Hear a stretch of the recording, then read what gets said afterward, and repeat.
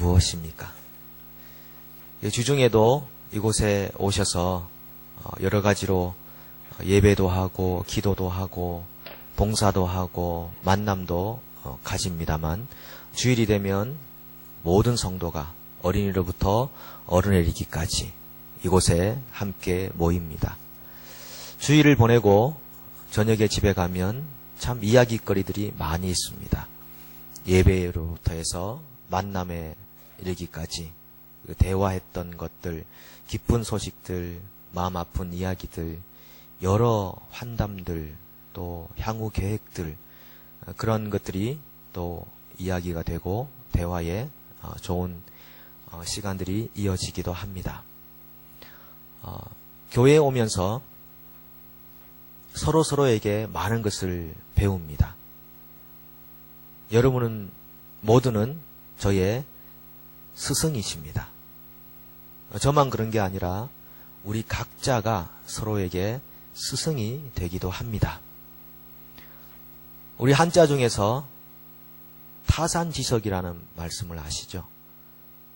남의 입장에 서 보면서 인생을 배우고 삶을 배우는 것입니다. 그리고 역지사지, 반면교사라는 한자성어도 우리에게 그것을 말해줍니다.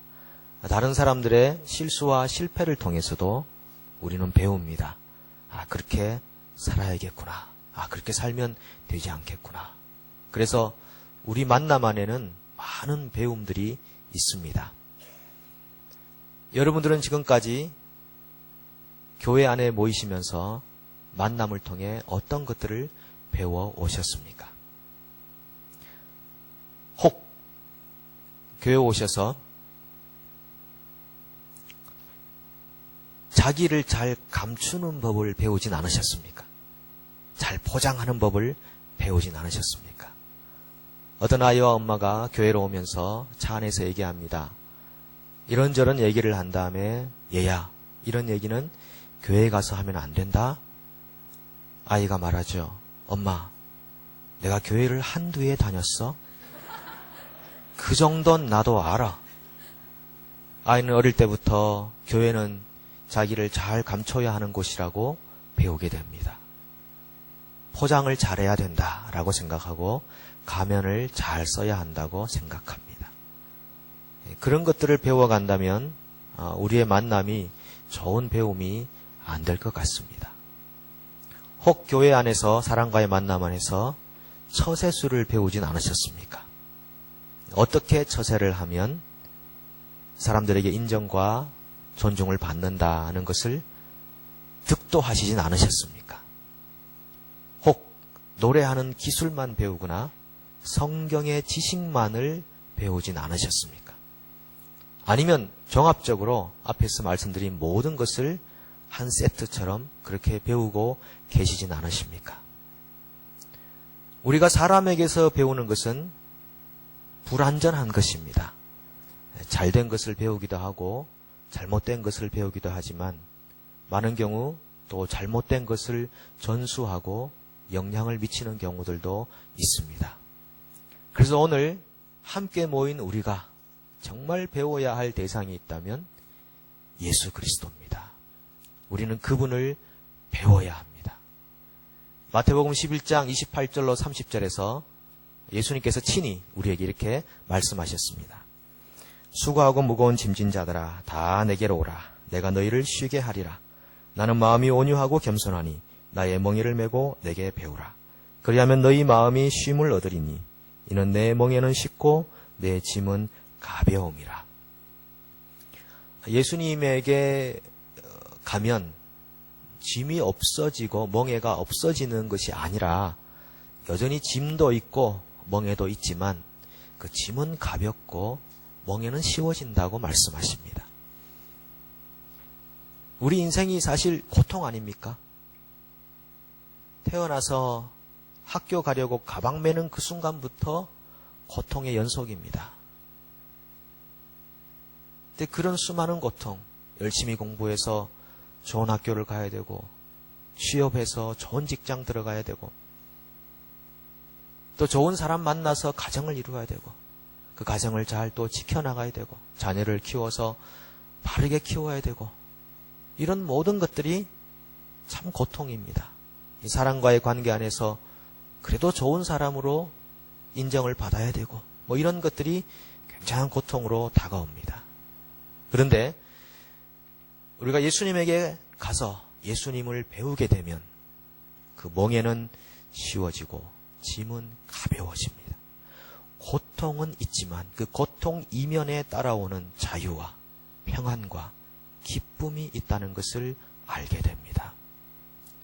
예수님이 그만큼 우리 인생을 모든 짐과 멍에로부터 자유하게 해주시는 능력의 하나님이라는 것을 가르쳐 주는 것입니다. 예수님에게 가서 배우지 못하는 인생은 어떤 인생일까요? 오늘 본문 17절에 보시면 처음에 이러므로, 그러므로 라는 말을 합니다. 예수님에게 배우지 못한 사람들의 삶을 대조적으로 설명을 해주면서 처음에 그러므로라고 하는데 이 그러므로라는 말은 교회가 이런 공동체이므로 라는 말입니다. 교회는 진리 안에서 사랑 안에서 진리를 붙잡고 연결되고 결합되어서 점점점 자라가는 그런 공동체이므로 너희는 이방인과 같이 행하지 말고 하나님의 백성처럼 살아야 한다. 이 말을 사도 바울이 말하고 있는 겁니다. 예수를 배우지 못한 사람들의 특징은 한마디로 말해서 허망한 인생이라는 것입니다.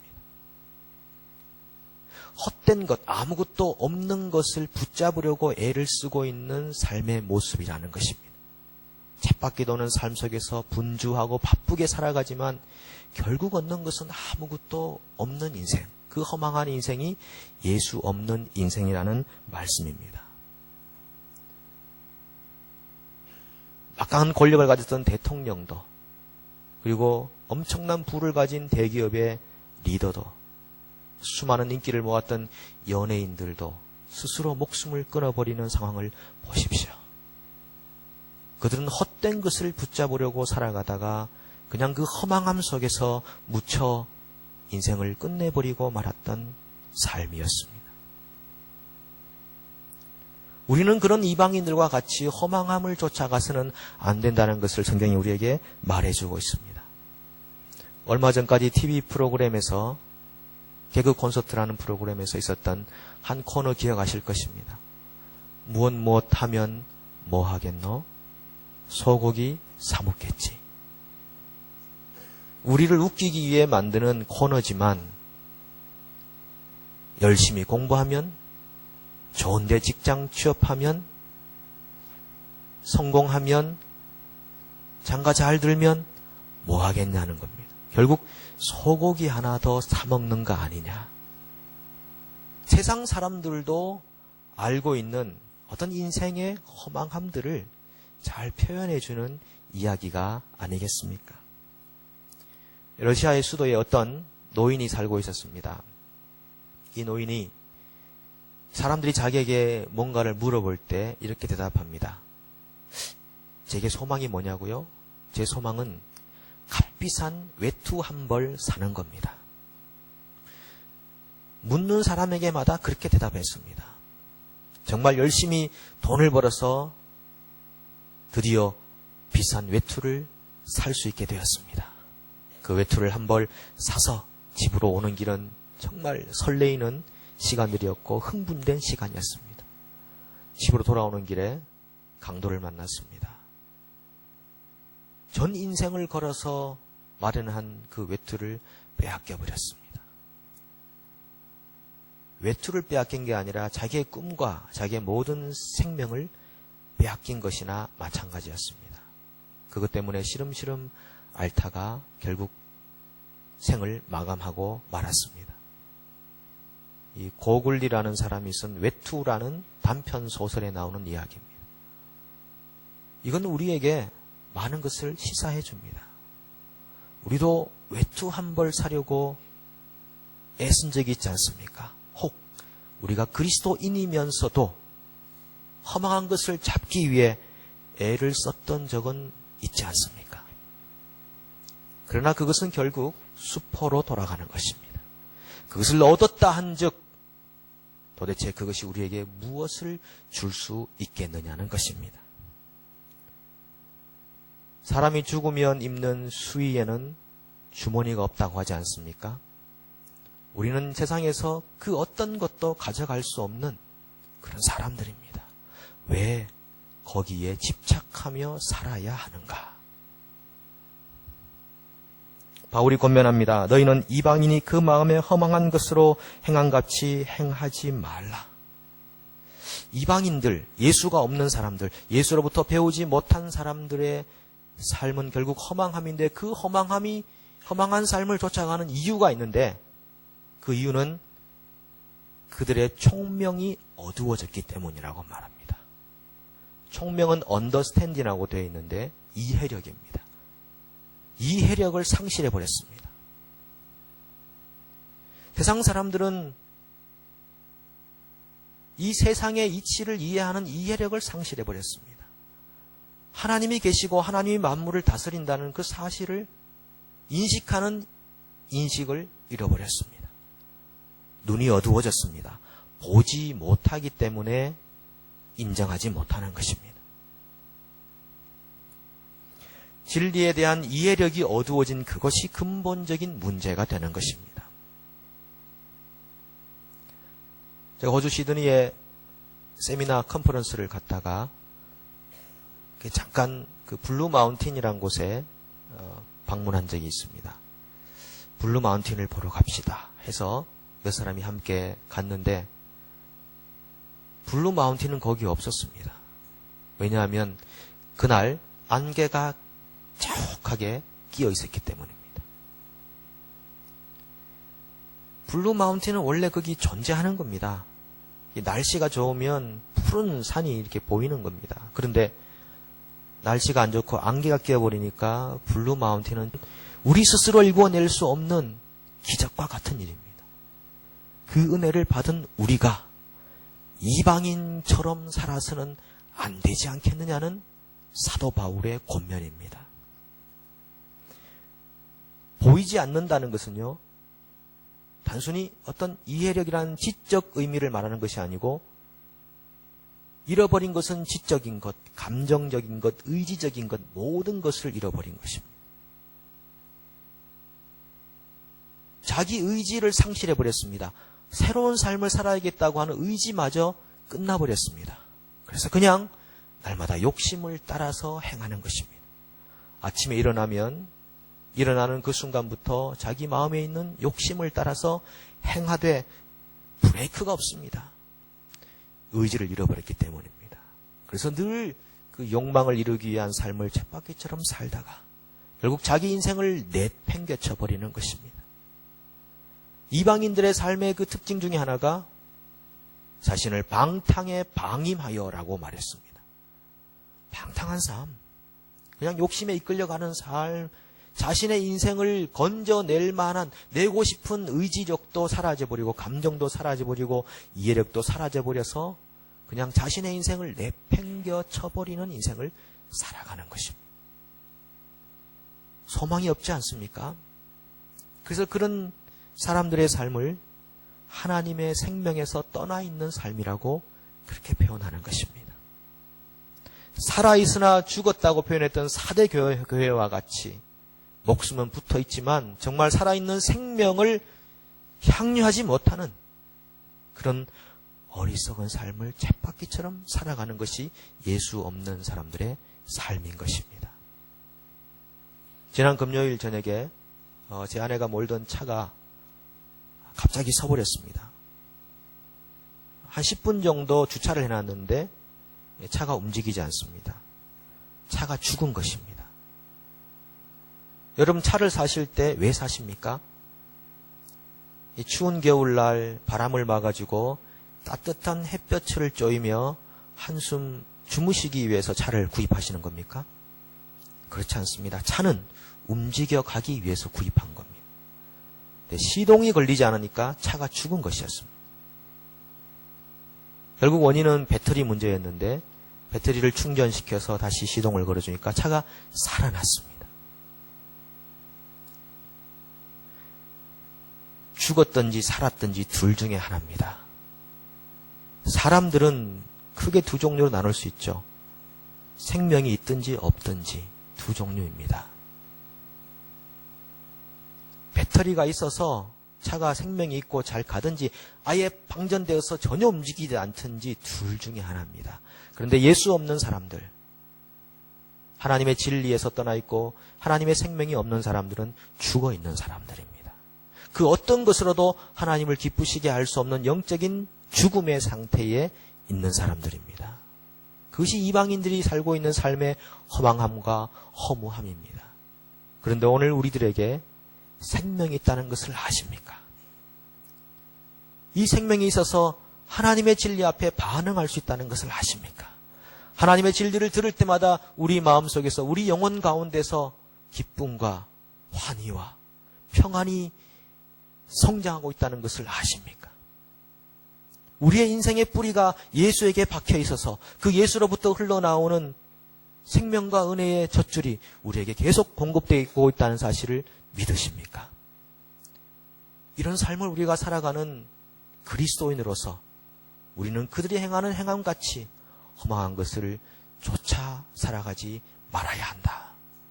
이것이 사도 바울이 우리에게 강력하게 권면하는 것입니다. 그래서 그리스도인들은 철저하게 예수 그리스도를 날마다 배워가야 합니다. 여러분, 그런데 보시면 세상 사람들 중에도 좀 양심적으로 살아가는 사람도 있습니다. 선한 일도 하고 어떤 좋은 장치도 만들고 좋은 제도도 만들고 이렇게 하는 사람들이 있습니다.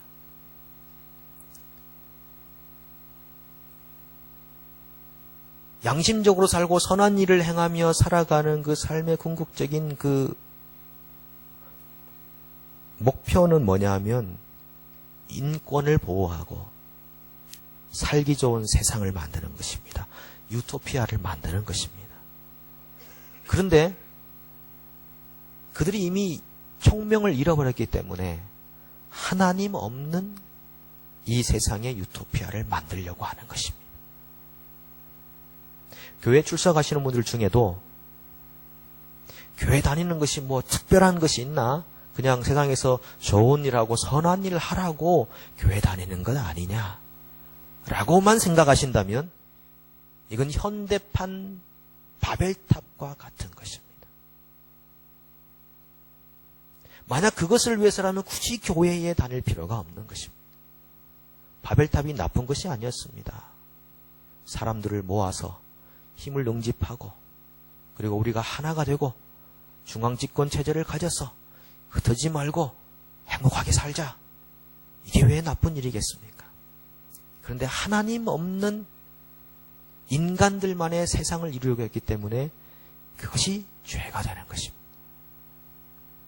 사람들이 가지고 있는, 하나님 없는 사람들이 가지고 있는 죄의 가장 첫 번째 특징, 그것은 그들의 마음에 하나님 두기를 싫어하매라는 것입니다. 그런 삶을 살아가는 허망한 이방인들의 삶, 그것은 우리와는 전적으로 판이하게 다른 삶의 모습인 것입니다. 그렇다면 방금 말씀드린 이 이방인들의 허망한 삶과 우리 그리스도인들의 삶은 완전히 대조적인 삶임을 이해할 필요가 있습니다.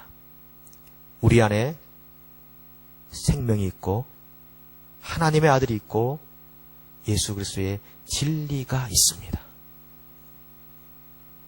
이방인들의 삶이 왼쪽이라면 그리스도인들의 삶은 전적으로 정반대의 오른쪽의 삶입니다.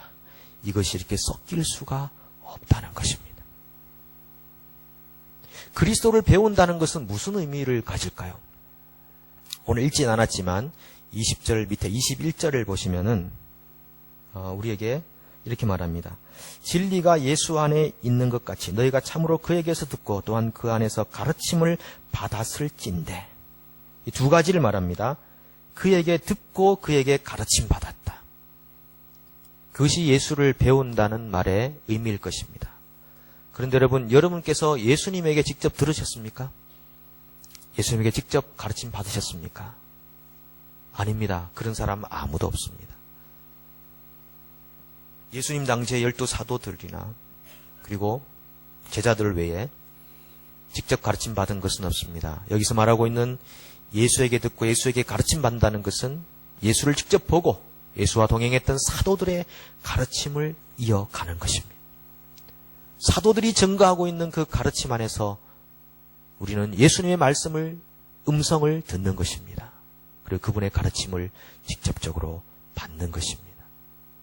그렇게 할 때 우리가 예수를 배워갈 수 있다고 말씀합니다. 제가 성경 한 구절 읽어보겠습니다. 오늘 사도 요한의 메시지를 한번 들어보겠습니다. 요한 1서 2장 23절로 27절 말씀인데 우리 가능하시면 같이 한번 천천히 읽어보겠습니다. 아들을 부인하는 자에게는 또한 아버지가 없으되 아들을 시인하는 자에게는 아버지도 있느니라. 너희는 처음부터 들은 것을 너희 안에 거하게 하라. 처음부터 들은 것이 너희 안에 거하면 너희가 아들과 아버지 안에 거하리라. 그가 우리에게 약속하신 것은 이것이니 곧 영원한 생명이니라. 너희를 미혹하는 자들에 관하여 내가 이것을 너희에게 썼노라.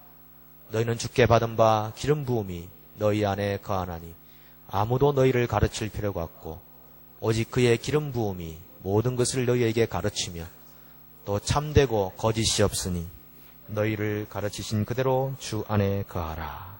아멘. 사도 바울도 하나님의 아들을 이야기하고 강조하는 것처럼 사도 요한도 아들을 강조합니다. 사도들의 공통점입니다. 복음은 아들이거든요. 이 아들을 얘기할 때 그 당시 초대교회 당시에 거짓 선지자들, 거짓 교사들이 많았는데 그들이 행했던 잘못은 이 아들을 잘못 이야기하는 것입니다. 특별히 아들은 사람이 아니었다라든지 그 아들은 하나님이 아니었다. 이 두 가지가 가장 큰 거짓 선지자들의 메시지였습니다. 여러분 이것이 왜 중요한지 아십니까?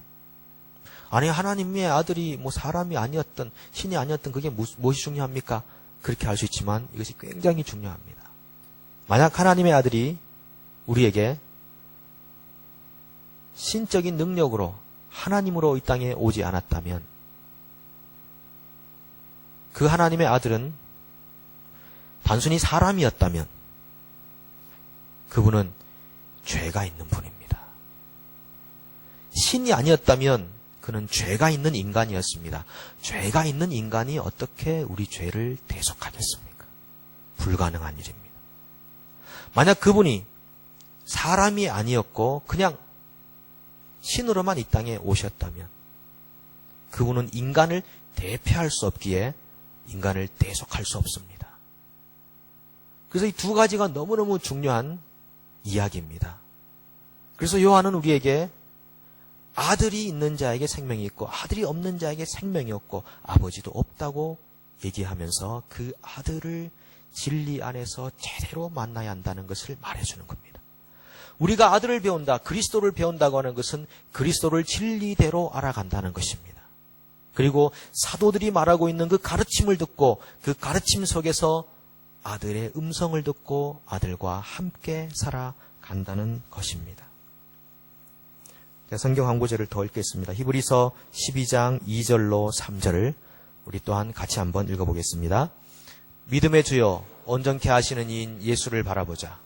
그는 그 앞에 있는 기쁨을 위하여 십자가를 참으사 부끄러움을 개의치 아니하시더니 하나님 보호자 우편에 앉으셨느니라. 너희가 피곤하여 낙심하지 않기 위하여 죄인들이 이같이 자기에게 거역한 일을 참으신 일을 생각하라. 하나님의 아들을 제대로 인식하고 사는 것뿐 아니라 우리에게 권면하는 말씀이 있습니다. 하나님의 아들을 바라보라. 그리고 그분을 깊이 생각하라. 그리스도인들은 생각하는 사람들입니다. 그리고 그분을 바라보는 사람들입니다. 나다나엘 호손이 있었던 큰바의 얼굴 여러분 아시지 않습니까? 어떤 한 소년이 계속 큰바의 얼굴을 쳐다봤더니 그도 나중에 큰 바의 얼굴과 같은 형상이 되었다는 것이죠. 부부가 왜 닮아갑니까? 오랜 세월 동안 서로 바라보기 때문입니다. 그래서 닮아가는 것이죠. 오늘 우리가 그리스도를 배운다는 것은 예수 그리스도를 바라보는 것입니다. 그리고 그분이 하셨던 삶을 생각해 보는 것입니다. 왜 그렇게 사셨을까? 왜 그런 말씀하셨을까? 왜 그런 행동을 하셨을까를 생각해 보는 것입니다. 여러분, 혹시 지금 결정할 일 있으십니까? 그리고 행동해야 할 일이 있으십니까? 자, 그 결정과 행동을 하기 전에 잠시 생각해 보십시오. 만약 예수라면 이런 순간에 어떤 결정을 했을까? 어떤 행동을 했을까? 그리고 생각해 보시고 그분을 잠시 바라보십시오. 사랑하는 여러분, 우리는 주님의 교회 공동체로 모였습니다. 주님의 교회라는 말은 소유격으로 주님의 소유인 교회가 될 수도 있지만 주님이 주격으로 주님이 다스리시는 교회가 되기도 합니다. 주님의 교회에 출석하는 성도들은 주님이 다스리시는 삶을 살기로 결단한 사람들입니다. 그래서 주님이 나를 다스린다는 것은 내가 주님처럼 살아가게 된다는 것입니다. 내 안에 그리스도가 계셔서 주님이 이 땅을 살아가는 것처럼 내가 살아가게 된다는 것입니다. 아니, 이것이 불가능한 일이겠습니까? 불가능한 일이면 왜 예수님께서 우리에게 주님처럼 살아야 한다고 말씀하셨겠습니까? 이건 성령 안에서 가능한 일입니다. 오늘 우리 주님의 교회 모든 성도들이 예수 그리스도를 바라보고 그분을 생각함으로 말미암아 주님을 많이 닮아가기를 소망합니다. 마지막 날에 주님께서 너 참 많이 나를 닮았구나, 이런 칭찬 들으시기를 바랍니다. 기도하겠습니다. 하나님, 우리가 사람을 통해 많은 것을 배우기도 하지만 우리 모든 성도가 하나같이 예수 그리스도를 배우기를 원합니다.